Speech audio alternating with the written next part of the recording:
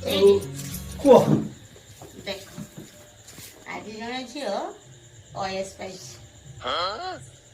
ବାବା ଏଟା ନୂଆ କଥା କି ଯେ ବର୍ତ୍ତମାନ ତ ରାଷ୍ଟ୍ରପତି ପର୍ଯ୍ୟନ୍ତ ନାରୀର ଦକ୍ଷତା ରହୁଛି ଆଉ ଏଇଟା ନୂଆ ଏବେ ବୁଝିପାରୁଛ ତ ଗୋଟେ ଝିଅ କଣ କରିପାରେ? ଏଟା ମୁଁ ଜାଣେ ଗୋଟେ ଦେଖ ରାସ୍ତାର ଗୋଟେ ଝିଅ ଖାଲି ହୁଣ୍ଟରି ପଡୁ 100 ଜଣ ଲୋକ ଆସି ତାକୁ ଟେକିକି ଉଠେଇବେ।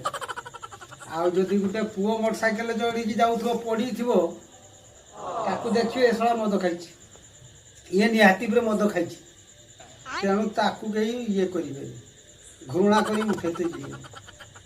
ଆଉ ତେଣୁ ଏଟା ଆଉ ନୂଆ କଥା କିସ, ନାରୀ ତ ବର୍ତ୍ତମାନ ସର୍ବାଗ୍ରେ ସମ୍ମାନିତ ହଉଛି। କୋର୍ଟ କଚେରୀ ଆଉ ଜଜ୍ ଯିଏ ଆସୁଛି ତ ନମସ୍କାର ନାରୀ ପ୍ରତି କରୁଛି। ଆଉ ଗୋଟେ ନାରୀ ଚାହିଁଲେ ଗୋଟେ ଜୀବନର ପୁରୁଷର ଜୀବନଟାକୁ ବି ନଷ୍ଟ କରିଦବ। এটা তো ঘটুଛି, এটা ଆଉ ନୂଆ କଥା କିସ ରହୁଛି? କଣ ହେଲା ଆଉ କହିବା ଦରକାର ନାହିଁ, ବାକି ବହୁତ କହିଲେ। ନାରୀ ଜାତିକୁ ସମ୍ମାନ ଦବାଟା ବି ଉଚିତ। अपना खुशियाँ किससे बात